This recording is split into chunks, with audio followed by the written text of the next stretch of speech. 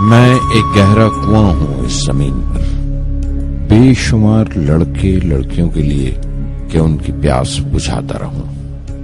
उसकी बेपनाह रहमत उसी तरह जर्रे जर्रे पर बरसती है जैसे कुआं सबकी प्यास बुझाता है। इतनी सी कहानी है मेरी, ज़ैनुल आबदीन और आशी अम्मा के बेटे की कहानी। उस लड़के की कहानी जो अखबारें बेचकर अपने भाई की मदद करता था। उस शागिर्द की कहानी जिसकी परवरिश शिव सुब्रमण्य अय्यर और अय्यदुराई सोलोमन ने की। उस विद्यार्थी की कहानी जिसे पंडले मास्टर ने तालीम दी, MGK मेनन और प्रोफेसर साराभाई ने इंजीनियर की पहचान दी, जो नाकामियों और मुश्किलों में पलकर साइंसदान बना। और उस रहनुमा की कहानी जिसके साथ चलने वाले बेशुमार काबिल और हुनरमंद लोगों की टीम थी।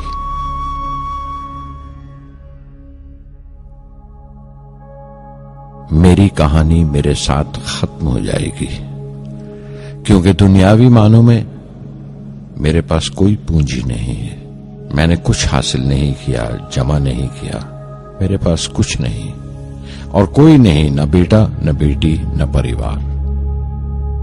मैं दूसरों के लिए मिसाल नहीं बनना चाहता, लेकिन शायद कुछ पढ़ने वालों को प्रेरणा मिले कि अंतिम सुख रूह और आत्मा की तस्कीन है।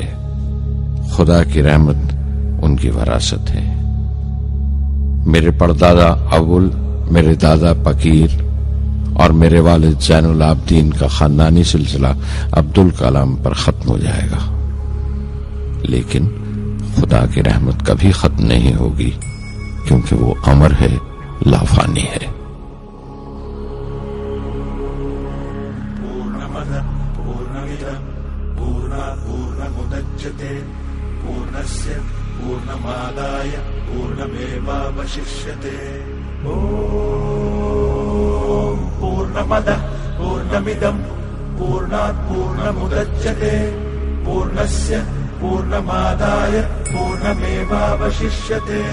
पूर्णमद पूर्णमिदं पूर्णात् पूर्णमुदच्यते पूर्णस्य पूर्णमादाय पूर्णमेवावशिष्यते। पूर्णमद पूर्णमिदं पूर्णात् पूर्णमुदच्यते पूर्णस्य पूर्णमादाय पूर्णमेवावशिष्यते।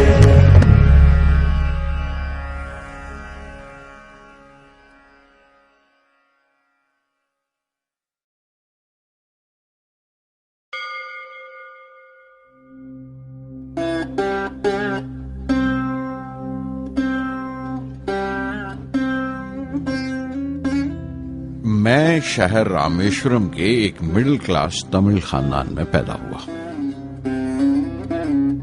मेरे अब्बा ज़ैनुल आबदीन के पास न तालीम थी न दौलत, लेकिन इन मजबूरियों के बावजूद एक दानाई थी उनके पास और हौसला था। और मेरी मां जैसी मददगार थी आशी अम्मा। उनकी कई औलादों में एक मैं भी था, बुलंद कामत माँ बाप का एक छोटे से कद वाला मामूली शक्ल सूरत का लड़का।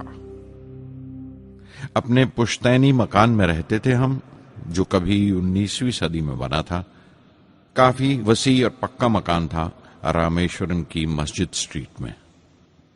मेरे अब्बा हर तरह के ऐशो आराम से दूर रहते थे, मगर जरूरियात की तमाम चीजें मुयस्सर थीं। सच तो यह है कि मेरा बचपन बड़ा महफूज था, मादी तौर पर भी और जज्बाती तौर पर भी, मटीरियली एंड इमोशनली।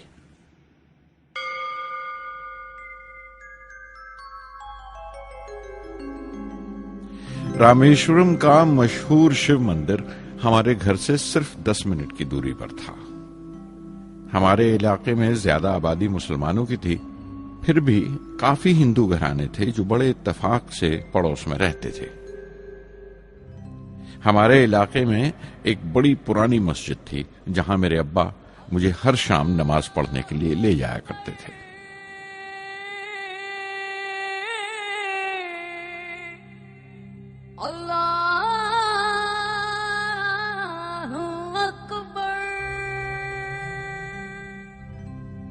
रामेश्वरम मंदिर के बड़े पुरोहित पक्षी लक्ष्मण शास्त्री मेरे अब्बा के पक्के दोस्त थे। मेरी बचपन की यादों में आंकी हुई एक याद ये भी थी कि अपने अपने रवायती लिबास में बैठे हुए वो दोनों कैसे रूहानी मसलों पर देर देर तक बातें करते रहते थे। मेरे अब्बा मुश्किल से मुश्किल रूहानी मामलों को भी तमिल की आम जबान में बयान कर लिया करते थे। एक बार मुझसे कहा था, जब आफत आए तो आफत की वजह समझने की कोशिश करो, मुश्किलें हमेशा खुद को परखने का मौका देती हैं।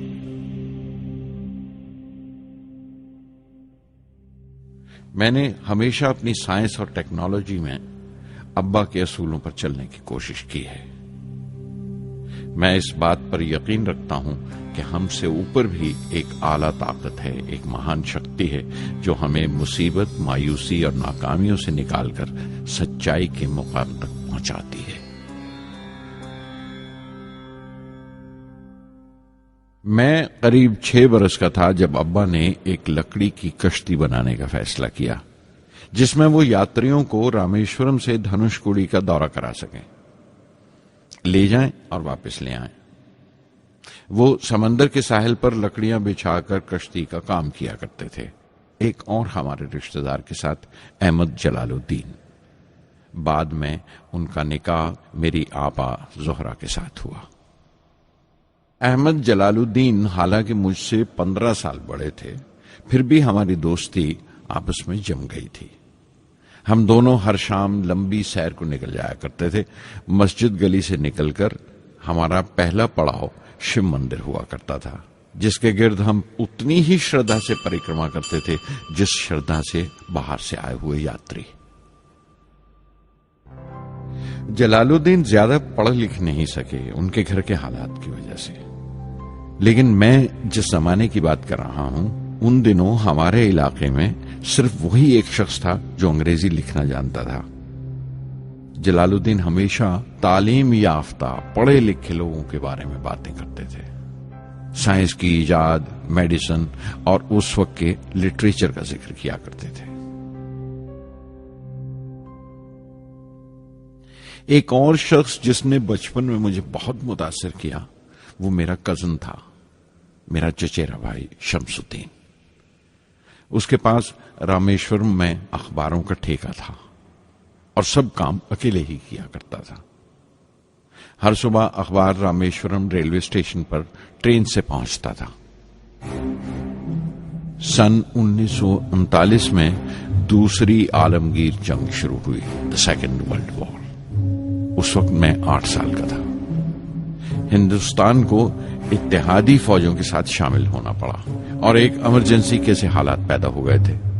सबसे पहली दुर्घटना यह हुई कि रामेश्वरम स्टेशन पर आने वाली ट्रेन का रुकना कैंसिल कर दिया गया और अखबारों का गट्ठा अब रामेश्वरम और धनुषकोडी के बीच से गुजरने वाली सड़क पर चलती ट्रेन से फेंक दिया जाता। शमसुद्दीन को मजबूरन एक मददगार रखना पड़ा जो अखबारों के गट्ठे सड़क से जमा कर सके। वो मौका मुझे मिला और शमसुद्दीन मेरी पहली आमदनी की वजह बना। हर बच्चा जो पैदा होता है वो कुछ समाजी और आर्थिक हालात से जरूर असरअंदाज होता है और कुछ अपने जज्बाती माहौल से भी। उसी तरह उसकी तरबियत होती है। मुझे दयानतदारी और सेल्फ डिसिप्लिन अपने अब्बा से विरासत में मिला था और मां से अच्छाई पर यकीन करना और रहमदिली। लेकिन जलालुद्दीन और शमसुद्दीन की सोहबत से जो असर मुझ पर पड़ा, उससे सिर्फ मेरा बचपन ही महज अलग नहीं हुआ, बल्कि आइंदा जिंदगी पर भी उसका बहुत बड़ा असर पड़ा।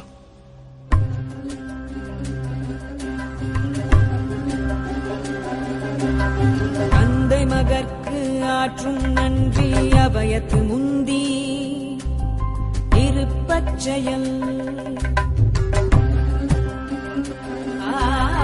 தந்தை மகற்கு ஆற்றும் நன்றி அபயத்து முந்தி இருப்பச்செயல். இருப்பச்செயல். மகன் தந்தைக்கு ஆற்றும் உதவி இவன் தந்தை என்னோற்றான் கொல்.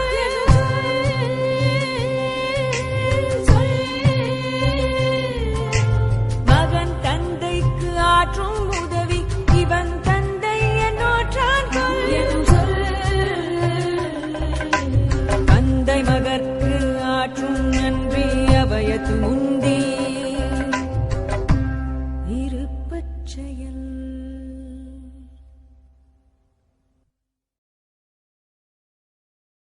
फिर जंग खत्म हो गई और हिंदुस्तान की आजादी बिल्कुल यकीनी हो गई। मैंने अब्बा से रामेश्वरम छोड़ने की इजाजत चाही। मैं डिस्ट्रिक्ट हेडक्वार्टर्स रामनाथपुरम जाकर पढ़ना चाहता था। शमसुद्दीन और जलालुद्दीन मेरे साथ रामनाथपुरम तक गए मुझे श्वार्ट्ज हाई स्कूल में दाखिल कराने के लिए। जाने क्यों वो नया माहौल मुझे रास नहीं आया। रामनाथपुरम बड़ा मसरूफ शहर था और करीब 50,000 की आबादी थी, लेकिन रामेश्वरम का सुकून और इत्मीनान कहीं नहीं था। घर बहुत याद आता था और घर लौटने का कोई मौका मैं छोड़ता नहीं था। श्वार्ट्ज हाई स्कूल में दाखिल होने के बाद एक 15 साल लड़के के तमाम शौक जो हो सकते थे मेरे अंदर जाग उठे। मेरे टीचर अय्यादुराई सोलोमन बेहतरीन रहबर थे, गाइड, उस नौजवान जहन के लिए जिसके सामने जिंदगी की बेशुमार मुमकिनात खुलने वाली थी।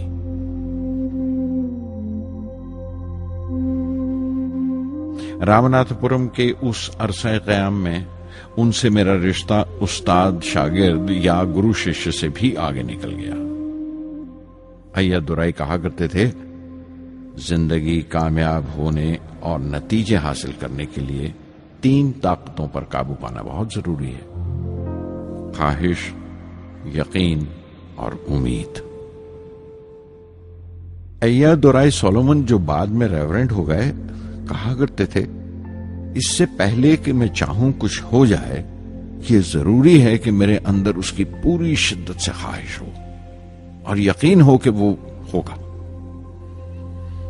मैं अपनी जिंदगी से अगर मिसाल दूं तो मुझे बचपन से ही आसमान के इसरार और परिंदों की परवाज हमेशा हैरान करती थी, फैसिनेट करती थी।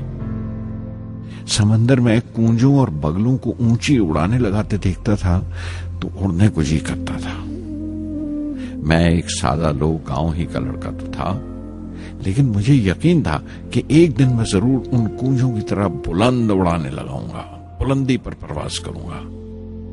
और हकीकत यह है कि रामेश्वरम से उड़ने वाला मैं पहला लड़का था।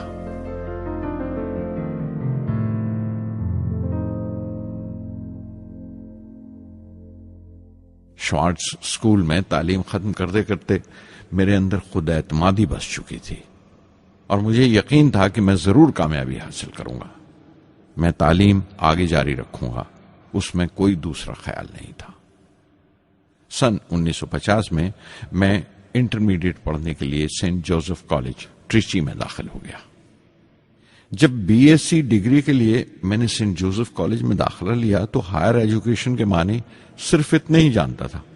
ये नहीं जानता था कि हायर एजुकेशन के लिए कुछ और भी हो सकता है। न ये जानता था कि साइंस पढ़ के फ्यूचर के लिए और क्या मौके हासिल हो सकते हैं। बीएससी पास करने के बाद ही जान पाया कि फिजिक्स मेरा सब्जेक्ट नहीं था। अपने ख्वाब को पूरा करने के लिए मुझे इंजीनियरिंग में जाना चाहिए था। पता नहीं क्यों कुछ लोगों का ऐसा ख्याल है कि साइंस आदमी को खुदा से मुनकर कर देती है, लेकिन मेरे लिए तो साइंस एतमाद, विश्वास और रूहानी तस्कीन की वजह रही है। किसी तरह मैं MIT यानी मद्रास इंस्टीट्यूट ऑफ टेक्नोलॉजी के उम्मीदवारों की लिस्ट में तो आ गया, लेकिन उसका दाखिला बहुत महंगा था। कम से कम 1,000 रुपए की जरूरत थी और मेरे अब्बा के पास इतने रुपए नहीं थे। उस वक्त मेरी अक्का, मेरी आपा जोहरा ने अपने सोने के कड़े और चेन बेचकर मेरी फीस का इंतजाम किया। मुझ पर उसकी उम्मीद और यकीन देखकर मैं पसीज गया।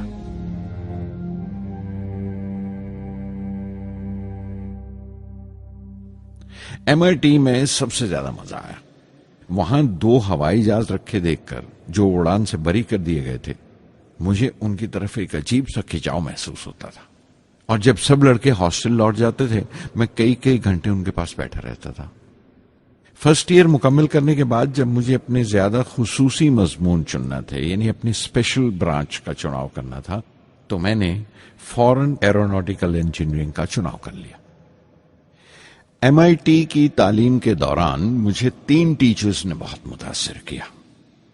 Professor Sponder, professor KAV Pandalai, professor Narasimha Rao. Professor Sponder technical aerodynamics सिखाते थे। एरोनॉटिकल इंजीनियरिंग में दाखिले से पहले मैंने उनसे सलाह ली थी।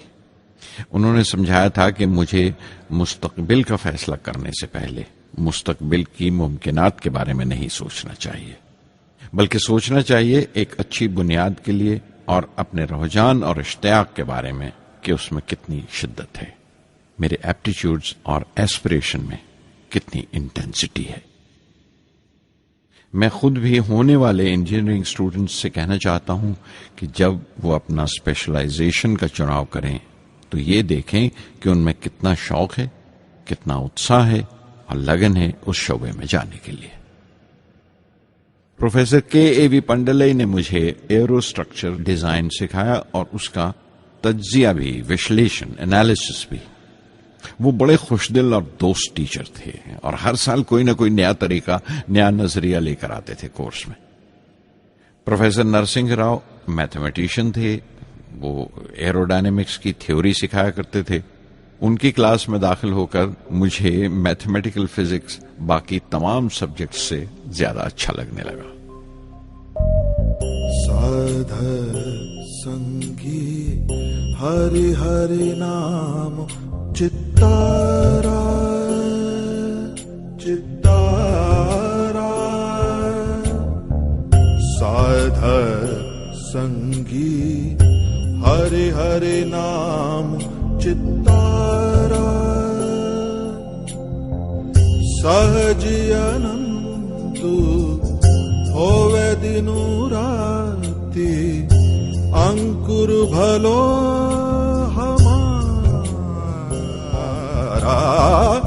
साध संगी साध संगी।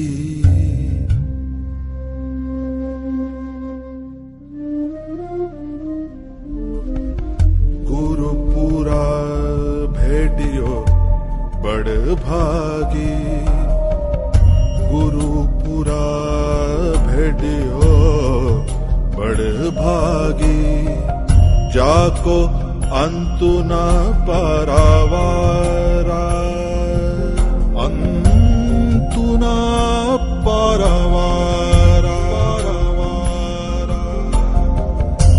नानक सरनी कही स्वामी की, पुनः पुनः नमस्कार। साध संगी साध संगी।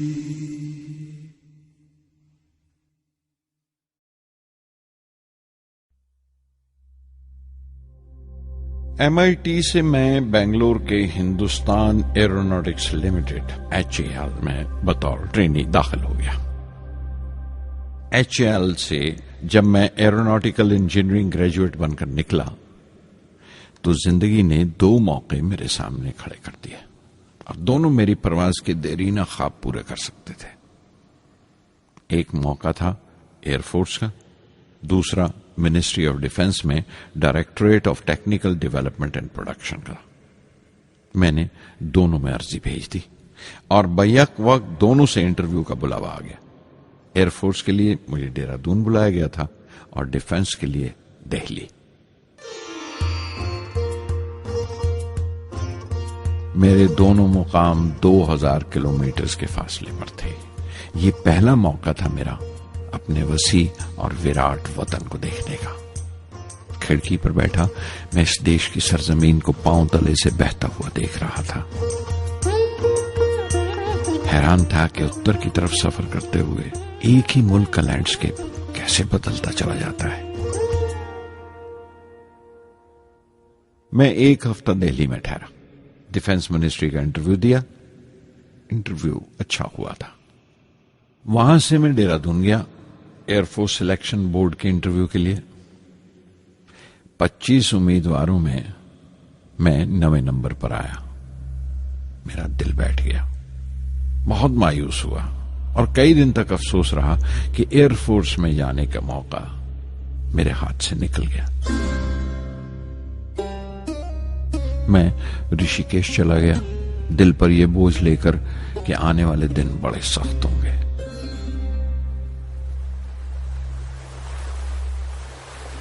गंगा में स्नान किया और फिर चलता हुआ पास की पहाड़ी पर शिवानंद आश्रम तक पहुंच गया। स्वामी शिवानंद से भेंट हुई।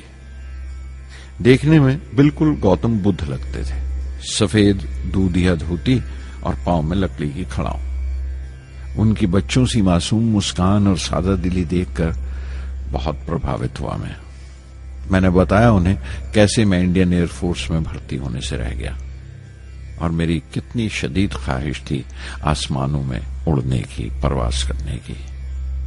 वो मुस्कुरा दिए और बोले, ख्वाहिश अगर दिलो जान से निकली हो, वो पवित्र हो और उसमें शिद्दत हो, तो उसमें कमाल की एक इलेक्ट्रोमैग्नेटिक एनर्जी होती है, एक बरकी मकनातीसी ताकत होती है। दिमाग जब सोता है तो वो एनर्जी रात की खामोशी में बाहर निकल जाती है और सुबह कायनात ब्रह्मांड से सितारों की गति रफ्तार को अपने साथ समेटकर दिमाग में लौट आती है। इसीलिए जो सोचा है उसकी सृष्टि अवश्य है, वो तख्लीक होगा। तुम विश्वास करो इस अजली बंधन पर, इस वचन पर कि सूरज फिर लौटेगा, बाहर फिर से आएगी। मैं दिल्ली लौट आया, डिफेंस से अपना इंटरव्यू का नतीजा दरियाफ्त किया। जवाब में मुझे अपॉइंटमेंट लेटर थमा दिया गया और अगले दिन से सीनियर साइंटिफिक असिस्टेंट मुकर्रर कर दिया गया, 250 रुपए की माहाना तनख्वाह पर। 3 साल गुजर गए। उन्हीं दिनों बेंगलोर में एरोनॉटिकल डेवलपमेंट एस्टेब्लिशमेंट ADE का एक नया महकमा खुला और मुझे वहां पोस्ट कर दिया गया। बेंगलोर कानपुर से बिल्कुल मुख्तलिफ शहर था।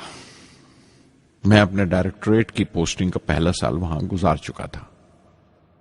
दरअसल हमारे देश में ये एक अजीब तरीका है, एक अजीब सा ढंग है अपने लोगों को हद दर्जा तक निचोड़ लेने का, जो हमारे लोगों को इंतहा पसंद बना देता है।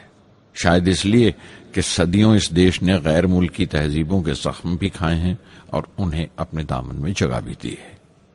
अलग अलग हुक्मरानों से वफा करते करते हम अपनी हैसियत, अपनी यकताई खो बैठे हैं। बल्कि हमने एक और ही किस्म की खूबी पैदा कर ली है कि एक ही वक्त में रहम दिल भी हैं और बेरहम भी, हसास भी हैं और बेहिस भी। जितने गहरे हैं उतने ही सतही। ऊपर से देखो तो हम बड़े खुश रंग और खूबरू नजर आते हैं, लेकिन कोई गौर से देखे तो अपने हुक्मरानों की एक बेढब नकल से ज्यादा कुछ नहीं है।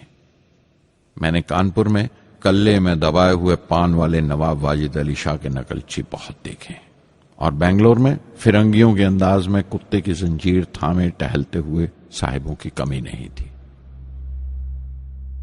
बेंगलोर में रहकर मैं रामेश्वरम की सुकून और गहरे शांत वातावरण के लिए तरसता था।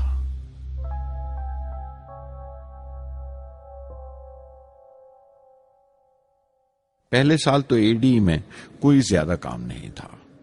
एक प्रोजेक्ट टीम बनाई थी कि 3 सालों में एक स्वदेशी हॉवरक्राफ्ट तैयार करें और वो वक्त से पहले तैयार हो गया। नंदी उसका नाम रखा गया, शिव की सवारी के आधार पर। उसका डिजाइन हमारी उम्मीद से ज्यादा अच्छा था, लेकिन मैं सख्त मायूस हुआ जब आपसी कंट्रोवर्सीज की बिना पर सारा प्रोजेक्ट बालाए ताक रख दिया गया, बंद कर दिया गया।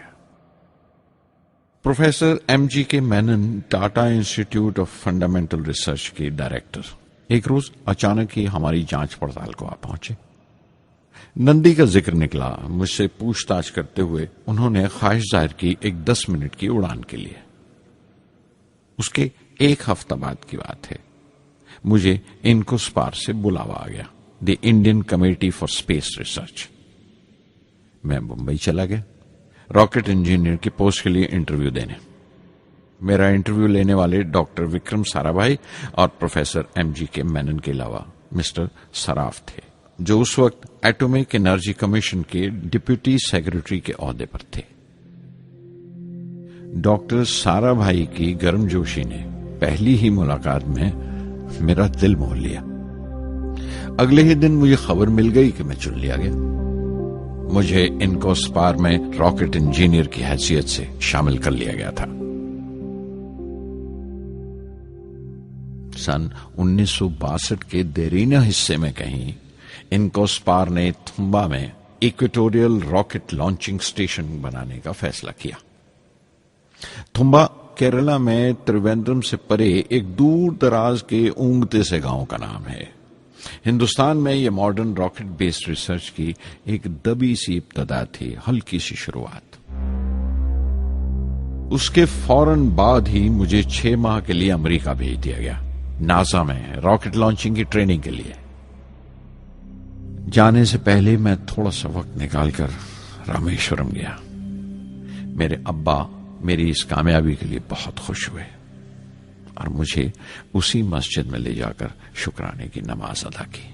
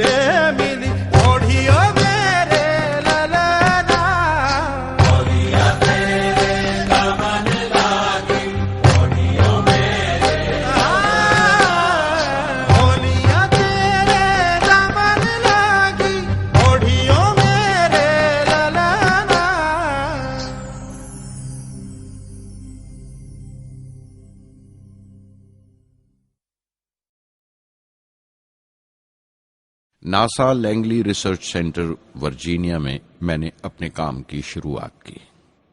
बाद में Goddard space flight centre Maryland चला गया। मैं अपना इंप्रेशंस अमेरिकन्स के बारे में बेंजामिन फ्रैंकलिन के इस जुमले से बयान कर सकता हूं, जिन बातों से तकलीफ होती है उनसे तालीम भी मिलती है।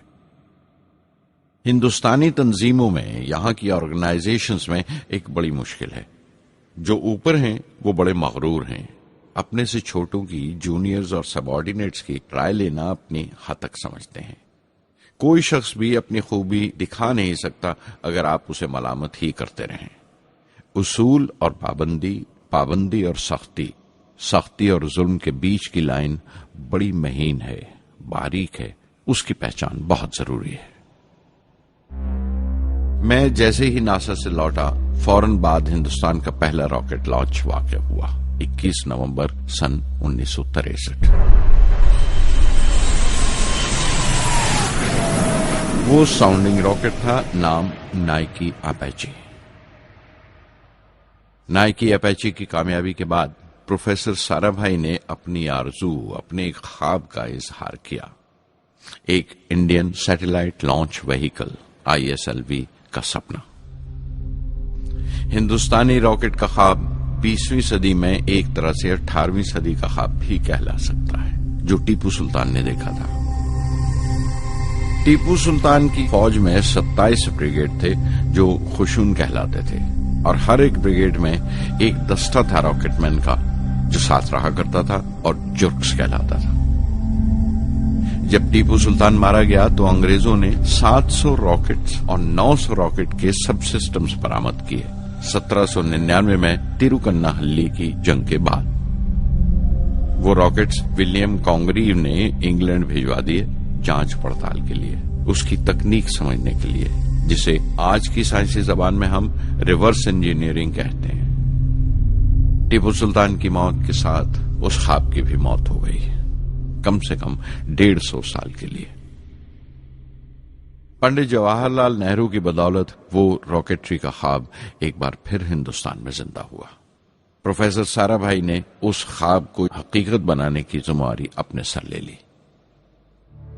बहुत से तंग नजर लोगों को एतराज था इस बात पर कि इस मुल्क में जहां लोगों को 2 वक्त की रोटी नसीब नहीं होती, वहां इन स्पेस उड़ानों को, इन खलाई तहरीकों को क्यों तरजीह दी जा रही है।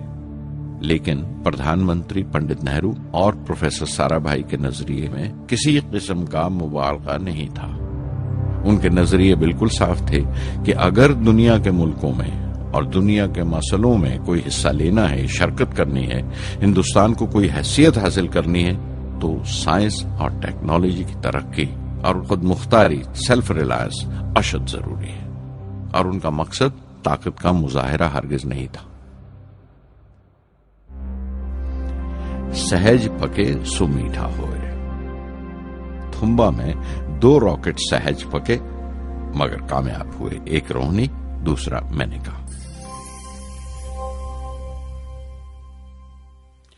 अगला साल लगा ही था जब प्रोफेसर साराभाई ने मुझे दिल्ली बुला भेजा।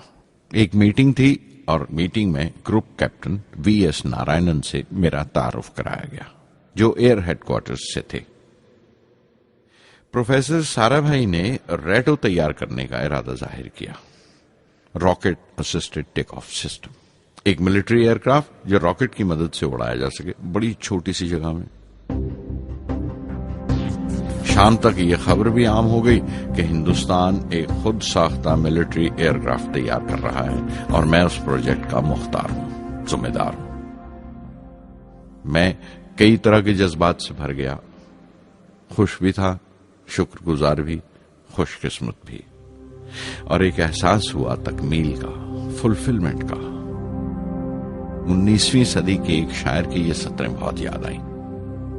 हर दिन के लिए तैयार रहो, हर दिन को एक तरह ही मिलो। जब ओखली हो बर्दाश्त करो, जब दस्ता हो तो वार करो। रेटो पे काम करते हुए 2 अहम वाकयात हुए। पहला तो यह था कि अपने देश में पहली बार स्पेस रिसर्च का 10 साला प्रोग्राम तैयार हुआ, जिसके ऑथर थे प्रोफेसर साराभाई। मेरे लिए वो एक ऐसा रूमानी मैनिफेस्टो था जैसे स्पेस से इश्क करने वाले किसी शायर की रूमानी नज्म हो, जैसे कोई अपने देश के आसमान से इश्क करने लगा हो। और दूसरा वाकया मिनिस्ट्री ऑफ डिफेंस में मिसाइल पैनल का तैयार होना। नारायणन और मैं, हम दोनों उस पैनल के मेंबर थे। उस वक्त तक भविष्य की आने वाली SLV सैटेलाइट लॉन्च व्हीकल का नाक नक्शा भी तैयार हो चुका था। प्रोफेसर साराभाई अपने देरीना ख्वाब को ताबीर देने के लिए कुछ और साथियों का चुनाव कर चुके थे। मैं खुद को खुशकिस्मत समझता हूं कि मुझे उस प्रोजेक्ट का लीडर चुना गया। उस पर प्रोफेसर साराभाई ने मुझे एक और जिम्मेदारी भी सौंपी कि लॉन्च की 4थी स्टेज मैं ही डिजाइन करूं।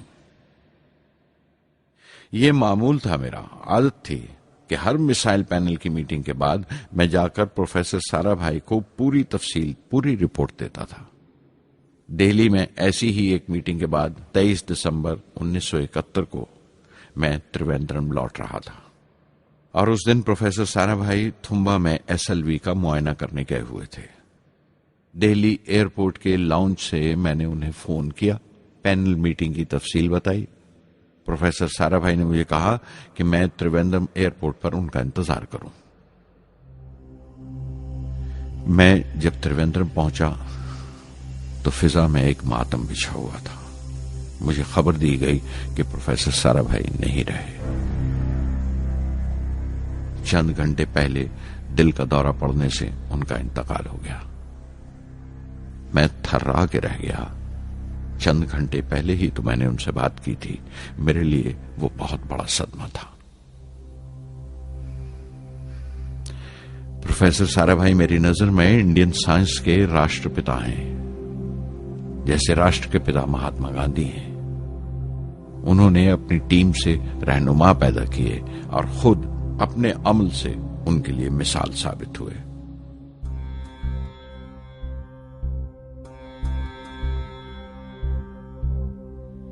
నానాటి బతుకు నాటకము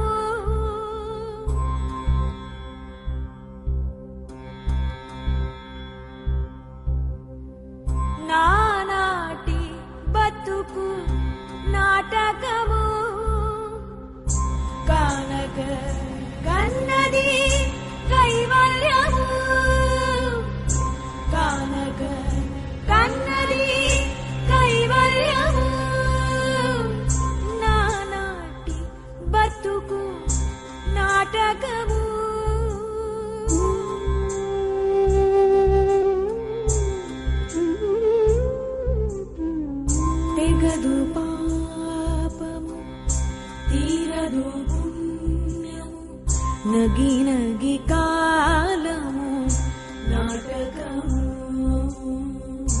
తెగదు పాపము తీరదు పుణ్యము నగి నగి కాలము నాటకము యగువన శ్రీ వెంకటేశ్వరుడేరికే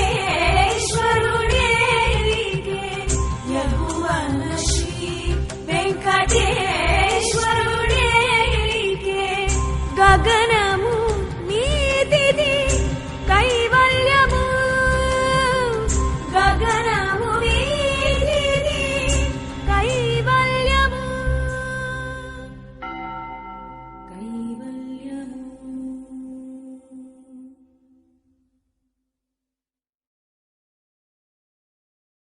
कुछ अरसा प्रोफेसर एमजी के मेनन ने स्पेस रिसर्च का काम संभाला।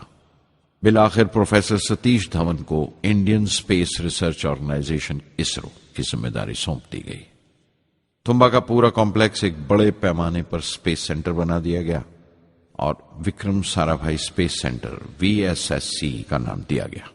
जिसने वो सेंटर कायम किया था उसी के नाम से उस जगह की श्रद्धांजलि पेश की गई। मशहूर मेटलर्जिस्ट डॉक्टर ब्रह्म प्रकाश VSSC के पहले डायरेक्टर मुकर्रर हुए। कोई भी शख्स अपनी जिम्मेवारी में तभी कामयाब हो सकता है अगर वो बारसूख हो, मोतबर हो और अपने फैसलों के लिए उसे सही हद तक आजादी हो। शायद निजी जिंदगी में भी तसल्ली का यही एक रास्ता है, आजादी और जिम्मेवारी एक साथ हो, तभी वो तस्कीन और खुशी का बायस हो सकती है। और जाती आजादी हासिल करने के लिए मैं 2 रास्ते तजवीज कर सकता था जो मैंने इख्तियार किए। पहला तो यह कि अपनी तालीम और तरबियत को बढ़ावा दो। इल्म, नॉलेज बड़ा कारआमद हथियार है, बहुत काम आता है। इल्म जितना ज्यादा होगा उतनी ज्यादा आजादी के हकदार होगे। इल्म वो पूंजी है जो कोई छीन नहीं सकता। टीम की रहनुमाई तभी मुमकिन है अगर आपकी जानकारी मुकम्मल हो, अप टू डेट हो। कामयाब रहनुमा बनने के लिए जरूरी है कि दिन का काम जब खत्म हो आप पिछले काम का जायजा लें, अगले दिन के काम की तैयारी करें। दूसरा तरीका यह है कि अपने काम को अपना फख्र समझें, गर्व समझें और जरूरी है कि अपने अंदर की शक्ति की सही जानकारी हो। जो करो उस पर यकीन रखो या जिस पर यकीन हो वही करो, वरना दूसरों के ईमान का शिकार बनते रहोगे। SLV प्रोजेक्ट के पहले 3 सालों में साइंस के बहुत से नए नए इसरार खुले और आहिस्ता आहिस्ता साइंस और टेक्नोलॉजी का फर्क समझ आने लगा। रिसर्च और अमल, डेवलपमेंट का फासला पता चलने लगा। किसी भी इजाद में गलतियां होना लाजमी है, लेकिन हर गलती कामयाबी की तरफ एक और कदम उठाती है, एक और सीढ़ी बन जाती है। किसी भी तख्लीक की तरह SLV-3 की तख्लीक भी कई दर्दनाक लम्हों से गुजरी। एक रोज जब मैं और मेरे तमाम साथी अपने कामों में पूरी तरह डूबे हुए थे, मेरे घर से एक मौत की इत्तला पहुंची। मेरे दोस्त और हमदर्द मेरे बहनोई जलालुद्दीन का इंतकाल हो गया था।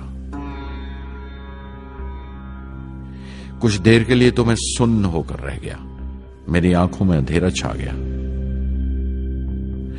थोड़ी देर बाद जब अपने चौगिरदे का एहसास हुआ तो महसूस किया जैसे मेरी हस्ती का एक हिस्सा मर गया था। रात की रात बसों में सफर करता हुआ अगली सुबह मैं रामेश्वरम पहुंचा। जोहरा को क्या तसल्ली देता और क्या सब्र देता अपनी भांजी महबूबा को जो रो रो कर हलकान हो रही थी। मेरी आंखों के सोते पहले ही सूख चुके थे। थुम्बा लौटकर बहुत दिनों तक सारा कामकाज, सारी मसरूफियत बेमानी लगने लगी। बहुत दिनों तक बहुत मलाल लगा, सब बेमानी लगता था। प्रोफेसर धवन देर देर तक हौसला देते थे, कहते SLV पर जैसे जैसे काम आगे बढ़ेगा मुझे सब्र महसूस होगा और ये मायूसी कम होते होते गुजर जाएगी। 1976 में मेरे अब्बा ज़ैनुल आबदीन 102 साल की उम्र में वहीं रामेश्वरम में इंतकाल फरमा गए। 15 पोते पोतियां छोड़कर गए थे पीछे और एक पड़पोता। दुनियावी तौर पर वो सिर्फ एक और बुजुर्ग की मौत थी। कोई बड़ा मातम नहीं हुआ, झंडा नहीं उतारा गया, न अखबारों ने स्याह हाशिए दिए, न सियासतदान थे वो, न विद्वान कोई, न कोई बड़े सरमायादार। एक सीधे सादे इंसान थे, फरिश्ता सिफत। और हर उस बात की वजह थे जो दानाई और पारसाई की राह दिखाती है।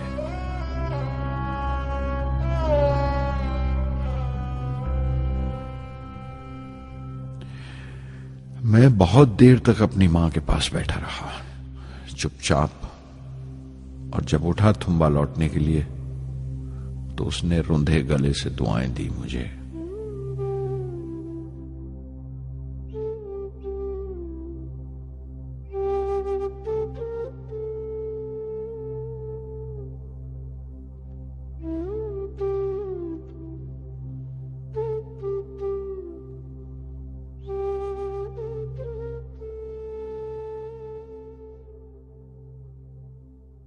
SLV-3 अपोजी रॉकेट जो फ्रांस से उड़ाई जाने वाली थी, अचानक कुछ मुश्किलों का शिकार हो गई। मुझे फौरन फ्रांस जाना पड़ा। मैं रवाना होने ही वाला था कि मेरी मां की मौत की खबर पहुंची। यके बाद दीगरे 3 मौतें हो गई मेरे घर में।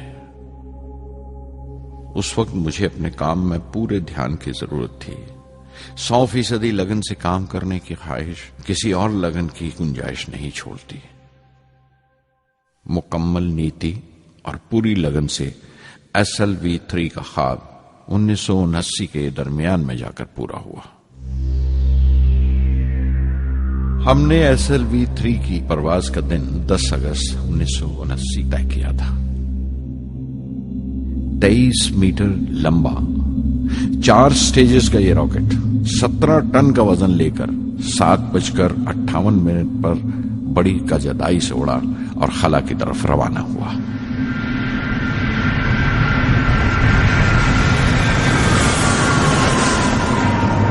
पहली स्टेज हर तरह से पुख्ता निकली और बड़े आराम से रॉकेट दूसरी स्टेज में दाखिल हो गया।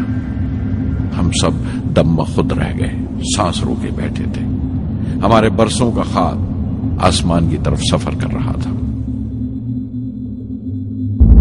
अचानक हमारे ख्वाब में दरार आई, हमारा सुकूत टूटा, हमारी खामोशी टूटी। दूसरी स्टेज काबू से बाहर होने लगी थी। 317 सेकंड के बाद परवाज टूट गई। मेरी मेहनत और उम्मीद चौथी स्टेज को साथ लेकर तमाम मलबा श्रीहरिकोटा से 560 किलोमीटर दूर समंदर में जाके गिरा।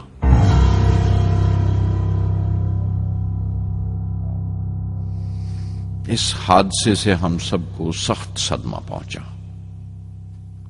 मैं गम और गुस्से से भर गया, नुचड़ गया, बिल्कुल जिस्मानी तौर पर भी और जहनी तौर पर भी। मैं सीधा अपने कमरे में गया और बिस्तर में धंस गया। मैंने अपने कंधे पर एक दिलासे का हाथ महसूस किया तो आंख खोली। दोपहर ढल चुकी थी, शाम करीब थी। डॉक्टर ब्रह्म प्रकाश मेरे सराहने बैठे थे। उनकी इस हमदर्दी ने छू लिया मुझे। मैं उदास था, मायूस था, लेकिन अकेला नहीं।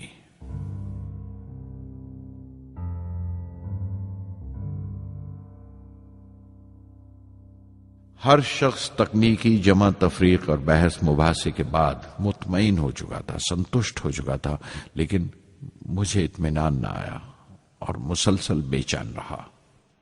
मैं बेसाख्ता खड़ा हो गया और एतराफ किया प्रोफेसर धवन के सामने, सर, मेरे साथियों को नाकामयाबी की वजह दरियाफ्त हो जाने से इत्मीनान हो गया, लेकिन मैं उसे काफी नहीं समझता।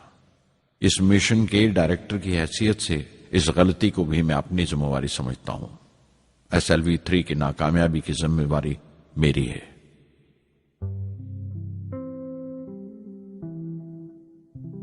साइंस का काम कमाल दर्जा उत्साह भी देता है, खुशी भी और उतनी ही गहरी मायूसी भी। इस तरह के वाकयात सोच सोचकर मैं दिल को ढारस देता रहा। यह ख्याल कि इंसान चांद पर उतर सकता है, सबसे पहले एक रूसी साइंटिस्ट ने सोचा था। उसे हकीकत बनने में 40 साल गुजर गए जब अमेरिका ने उसे पूरा किया। प्रोफेसर चंद्रशेखर ने चंद्रशेखर लिमिट का आविष्कार किया था 1930 में, जब कैम्ब्रिज में पढ़ रहे थे। लेकिन 50 साल बाद उन्हें उसी डिस्कवरी पर नोबेल प्राइज मिला। वॉन ब्रॉन अपनी सैटर्न लॉन्च व्हीकल से आदमी को चांद पर उतारने से पहले कितनी सारी नाकामियों से गुजरे होंगे। पहाड़ की चोटी पर उतरने से पहाड़ पर चढ़ने का तजुर्बा नहीं भूलता। जिंदगी पहाड़ की चढ़ानों पर मिलती है, चोटी पर नहीं। चढ़ानों पर ही तजुर्बे मिलते हैं और जिंदगी मंचती है और टेक्नोलॉजी तरक्की करती है। चोटी पर पहुंचने की कोशिश ही में चढ़ानों का इल्म हासिल होता है। मैं एक एक कदम चलता रहा, चढ़ता रहा चोटी की तरफ।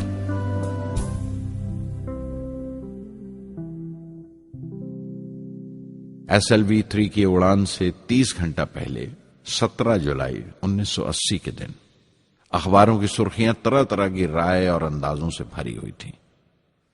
ज्यादातर रिपोर्टर्स ने पहली SLV की उड़ान याद दिलाई थी कि किस तरह वो रॉकेट फेल हो गया था और उसका मलबा समंदर में जाकर गिरा था।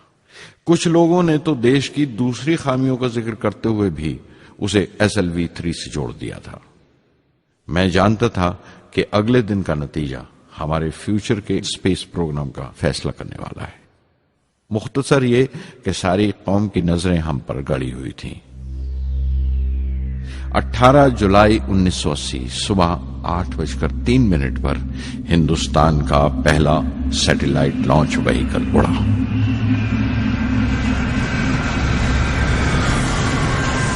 मैंने रोहिणी सैटेलाइट का तमाम डेटा कंप्यूटर पर जांचा। अगले 2 मिनट के अंदर अंदर रोहिणी अंतरिक्ष में था। उस तमाम शोरगुल के बीच में मैंने अपनी जिंदगी के सबसे अहम अल्फाज अदा किए। मैं मिशन डायरेक्टर बोल रहा हूं, एक जरूरी खबर सुनने को तैयार रहो। चौथी स्टेज कामयाबी के साथ रोहिणी सैटेलाइट को लेकर अंतरिक्ष में दाखिल कर रही है। मैं ब्लॉक से बाहर आया तो मेरे साथियों ने मुझे कंधों पर उठा लिया और नारे लगाते हुए जुलूस निकाला। सारी कौम में एक जोश की लहर दौड़ गई। हिंदुस्तान उन चंद कौमों में शामिल हो गया था जिनके पास सैटेलाइट लॉन्च की काबिलियत थी। हमारी कौम का एक ख्वाब पूरा हुआ था और हमारे इतिहास का एक नया बाब खुला, एक नया चैप्टर। प्रधानमंत्री इंदिरा गांधी ने मुबारकबाद का तार भेजा और सबसे ज्यादा हिंदुस्तान के साइंसदान खुश थे कि ये पूरी कोशिश स्वदेशी थी, हमारी अपनी थी। मैं कुछ मिले जुले जज्बात से गुजर रहा था। मैं खुश था कि पिछली 2 दहाइयों से जिस कोशिश में था बिलाखिर उसमें कामयाब हुआ। लेकिन उदास था जिन लोगों की बदौलत मैं यहां पहुंचा था वो लोग मेरे साथ नहीं थे। मेरे अब्बा, मेरे बहनोई जलालुद्दीन और प्रोफेसर साराभाई। SLV-3 की कामयाबी के महीने भर के अंदर ही प्रोफेसर धवन का फोन आया एक दिन और दिल्ली बुलाया प्रधानमंत्री से मिलने के लिए। मेरी एक छोटी सी उलझन थी कपड़ों को लेकर। हमेशा से बड़े आमियाना से कपड़े पहनता हूं और पांव में चप्पल या स्लीपर कह लो। प्रधानमंत्री को मिलने जैसा वो लिबास नहीं था, मेरे लिए नहीं, उनके एहतराम के लिए। सुना तो प्रोफेसर धवन बोले, कपड़ों की फिक्र मत करो, तुमने जो शानदार कामयाबी पहन रखी है वो काफी है। रिपब्लिक डे 1981 मेरे लिए एक बड़ी खुशखबरी लेकर आया। कि मुझे पद्म भूषण से नवाजा गया है। मैंने अपने कमरे को बिस्मिल्लाह खां की शहनाई से भर लिया। शहनाई की गूंज मुझे कहीं और ही ले गई। मैं रामेश्वरम पहुंच गया, मां के गले लगा। अब्बा ने मेरे बालों को उंगलियों से सहलाया और मेरा दोस्त, मेरा रफीक जलालुद्दीन मस्जिद गली में जमा हुए लोगों में मेरे इनाम का ऐलान कर रहा था। मेरी बहन जोहरा ने मीठा बनाया घर में। पक्षी लक्ष्मण शास्त्री ने मेरे माथे पर तिलक लगाया। फादर सोलोमन ने मेरे हाथ में सलीब देकर दुआ पढ़ी और प्रोफेसर सारा भाई को देखा। उनके चेहरे पर मुस्कुराहट थी, फख्र था। जो पौधा वो लगाकर गए थे अब पूरा पेड़ बन चुका था, जिसके फल हिंदुस्तान की आवाम तक पहुंच रहे थे।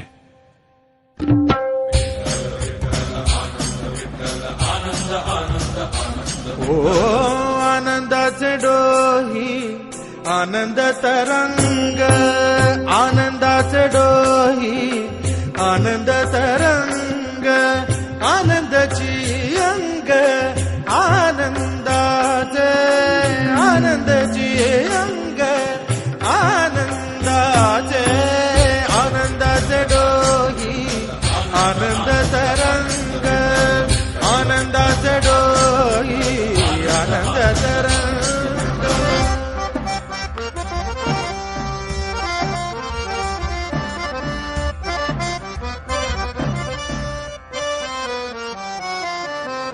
गर्भाचे आवडी मातेचा डोहळा, तेथीचा जिव्हाळा येथे बिंबे। गर्भाचे आवडी मातेचा डोहळा, तेथीचा जिव्हाळा तेथे बिंबे। तुका म्हणे तैसा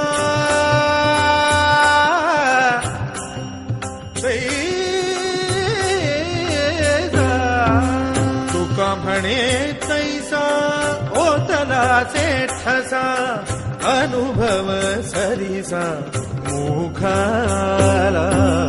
आनंदाचे डोही आनंद तरंग, आनंदाची अंग, आनंदाचे आनंदाचे डोही आनंद तरंग।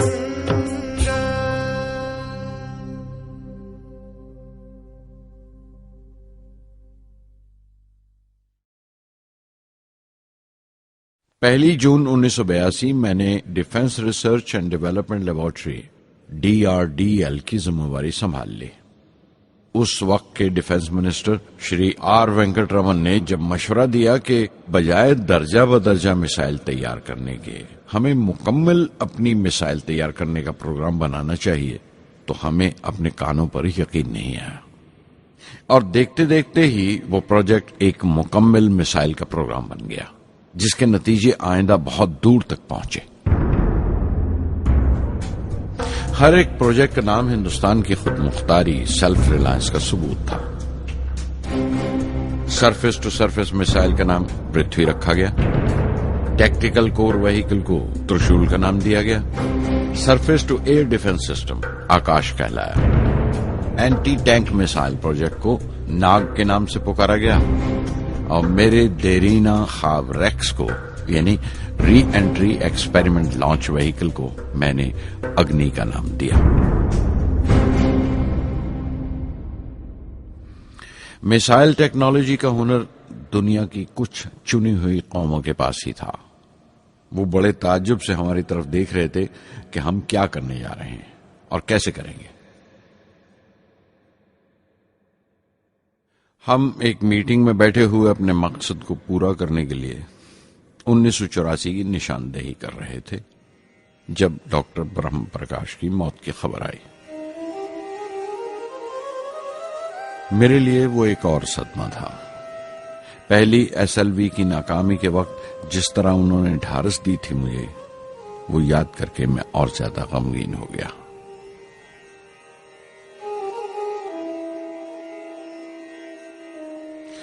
प्रोफेसर साराभाई अगर वीएसएससी के निर्माता थे, बनाने वाले थे, तो डॉक्टर ब्रह्मप्रकाश उसके आमिल थे, एग्जीक्यूटर थे। उनकी विनम्रता ने मुझे बड़ी हद तक नरम कर दिया और मैंने अपनी तुंद मिजाजी पर काफी काबू कर लिया। उनकी हलीमी सिर्फ अपनी खूबियों तक ही महदूद नहीं थी, बल्कि अपने से छोटों को इज्जत देना भी उनकी आदत में शामिल था। उनके बर्ताव और सुलूक में ये बात नजर आ जाती थी कि कोई शख्स भी खामियों से खाली नहीं है। यहां तक कि अफसर भी, लीडर भी, रहनुमा भी। वो बहुत बड़े दानिश्वर थे। एक कमजोर से शरीर के अंदर उनमें बच्चों की सी मासूमियत थी। मुझे वो हमेशा साइंसदानों में संत नजर आते थे।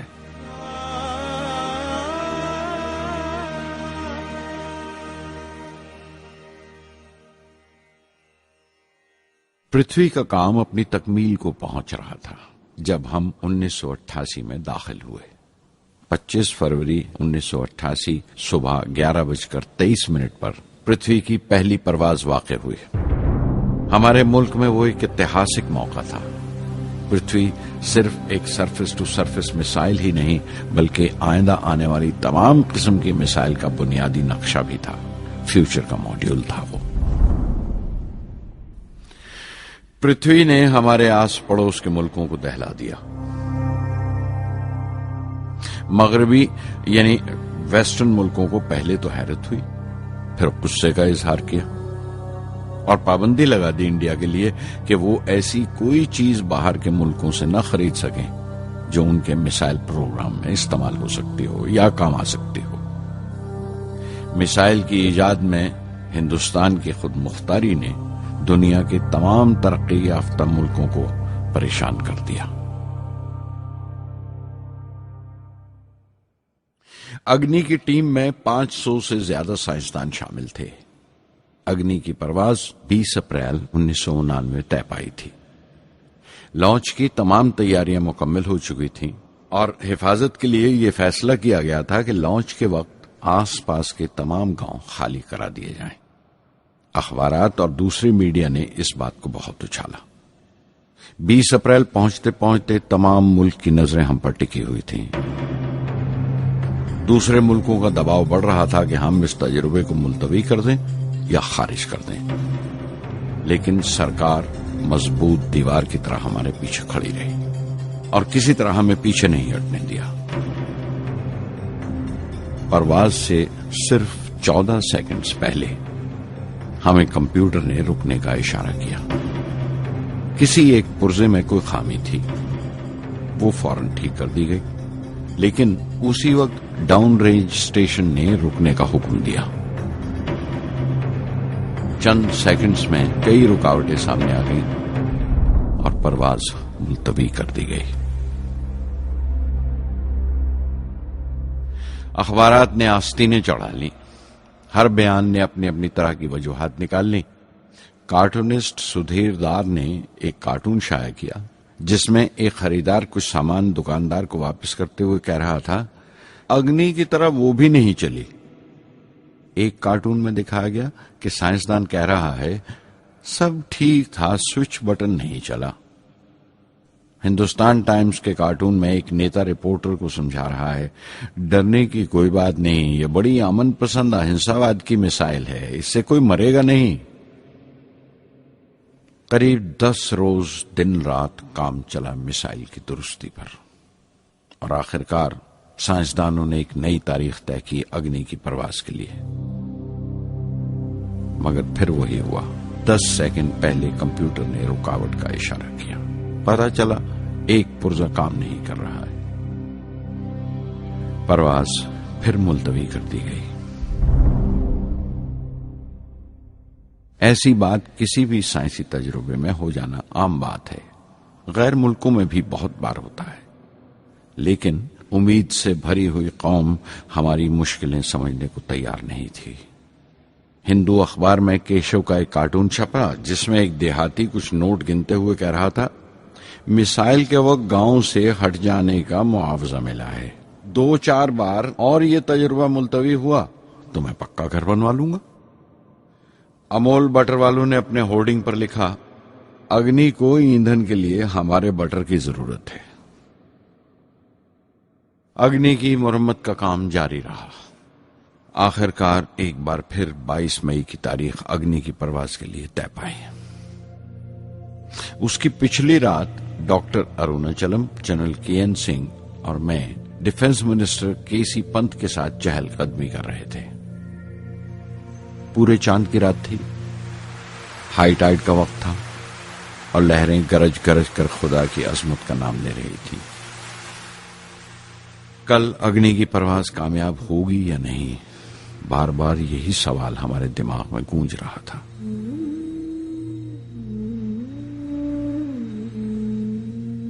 डिफेंस मिनिस्टर ने एक लंबी खामोशी को तोड़ते हुए पूछा, कलाम, कल अग्नि की कामयाबी मनाने के लिए क्या चाहते हो तुम? मैं क्या चाहता था? क्या था जो नहीं था मेरे पास? अपनी खुशी के इजहार के लिए मुझे क्या करना चाहिए? और अचानक मुझे जवाब मिल गया, हम 1 लाख पेड़ों की कोंपले लगाएंगे।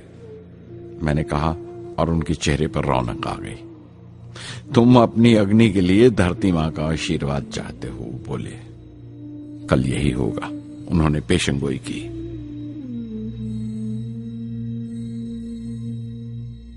अगले दिन सुबह 7:10 पर अग्नि लॉन्च हुई।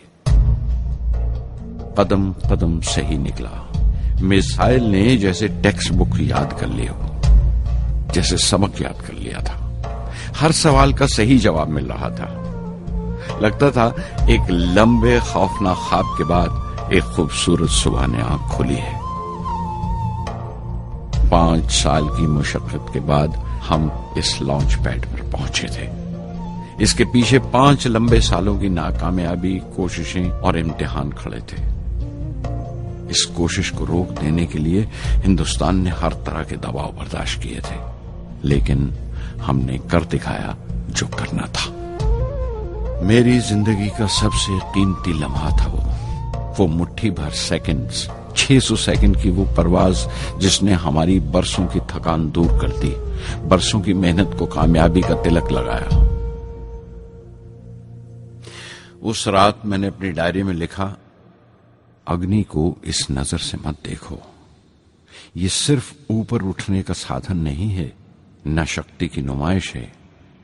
अग्नि एक लौ है जो हर हिंदुस्तानी के दिल में जल रही है। इसे मिसाइल मत समझो, ये कौम के माथे पर चमकता हुआ आग का सुनहरी तिलक है। स्वधर्मम् अपि चावेक्ष्य न विकम्पितुम् अर्हसि, धर्म्याद् युद्धश्रेयोऽन्य क्षत्रियस्य न विद्यते। स्वधर्मम् अपि चावेक्ष्य न विकम्पितुम् अर्हसि, धर्म्याद् युद्धश्रेयोऽन्य क्षत्रियस्य न विद्यते। अदच्चेत्त्वम् इमम् धर्म्यम् सङ्ग्रामम् न करिष्यसि, तदस्वधर्मम् कीर्तिम् च हित्वा पापम् अवाप्स्यसि, हित्वा पापम् अवाप्स्यसि।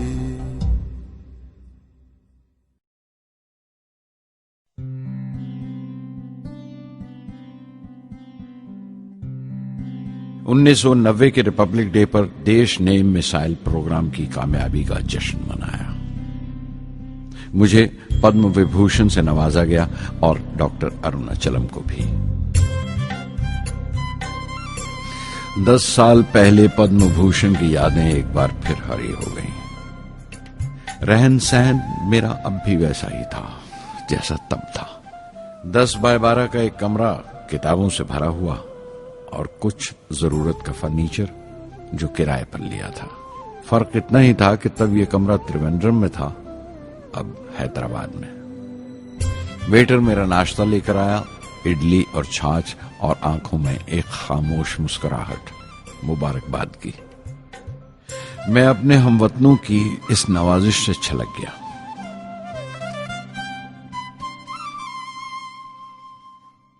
मैं जानता हूं कि बहुत से साइंसदान और इंजीनियर मौका मिलते ही वतन छोड़ जाते हैं, दूसरे मुल्कों में चले जाते हैं ज्यादा रुपया कमाने के लिए, ज्यादा आमदनी के लिए।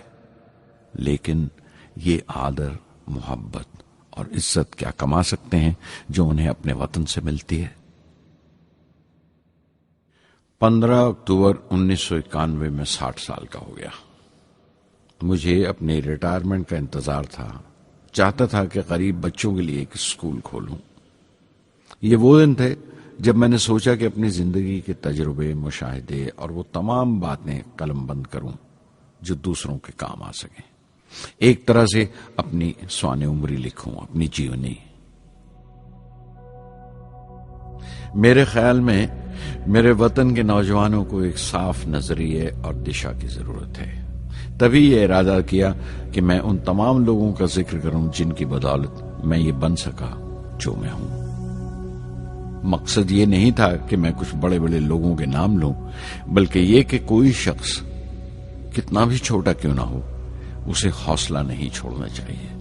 मसले, मुश्किलें जिंदगी का हिस्सा हैं और तकलीफें कामयाबी की सच्चाइयां हैं। जैसा कहा है किसी ने, खुदा ने यह वादा नहीं किया कि आसमान हमेशा नीला ही रहेगा, जिंदगी भर फूलों से भरी राहें मिलेंगी।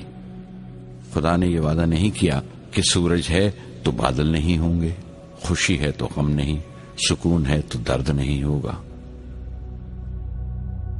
मुझे ऐसा कोई गुरूर नहीं कि मेरी जिंदगी सबके लिए एक मिसाल बनेगी, मगर यह हो सकता है कि कोई मायूस बच्चा किसी गुमनाम सी जगह पर जो समाज के किसी माजूर हिस्से से ताल्लुक रखता हो, ये पढ़े और उसे चैन मिले। ये पढ़े और उसकी उम्मीद रोशन हो जाए। हो सकता है ये कुछ बच्चों को नाउमीदी से बाहर ले आए और जिसे वो मजबूरी समझते हैं वो मजबूरी ना लगे। उन्हें यकीन रहे कि वो जहां भी हैं खुदा उनके साथ है। काश हर हिंदुस्तानी के दिल में जलती हुई लौ को पर लग जाए और उस लौ की परवाज से सारा आसमान रोशन हो जाए।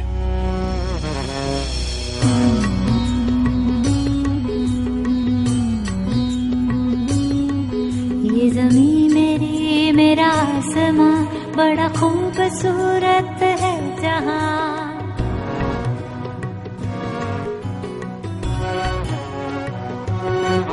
ये ज़मीं मेरी, मेरा आसमां, बड़ा खूबसूरत है जहां। मेरी जिंदगी परवाज़ है, वो फिजा मेरी, मैं उड़ूं जहां। मेरी जिंदगी परवाज़ है, वो फिजा मेरी, मैं उड़ूं जहां। ये ज़मीं मेरी, मेरा आसमां, बड़ा खूबसूरत है जहां। कभी धूप लेप के आसमां हमने सुनहरी कर लिया। कभी धूप लेप के आसमां हमने सुनहरी कर लिया। फिर धूप बांध के पाँव में हम उड़े हैं ठंडी हवाओं में। ज़मीं मेरी, मेरा आसमां, बड़ा खूबसूरत है जहां। कभी वक्त उठा के सरों पे हम और आग लेके परों पे हम। कभी वक्त उठा के सरों पे हम और आग लेके परों पे हम। कभी छानी खाली खला कहीं, हम उड़े जहाँ पे हवा नहीं। ज़मीं मेरी, मेरा आसमां, बड़ा खूबसूरत है जहां। मेरी जिंदगी परवाज़ है, मेरी जिंदगी परवाज़ है, वो फिजा मेरी, मैं उड़ूं जहां। ये ज़मीं मेरी, मेरा आसमां, बड़ा खूबसूरत है जहां। ये ज़मीं मेरी, मेरा आसमां, बड़ा खूबसूरत है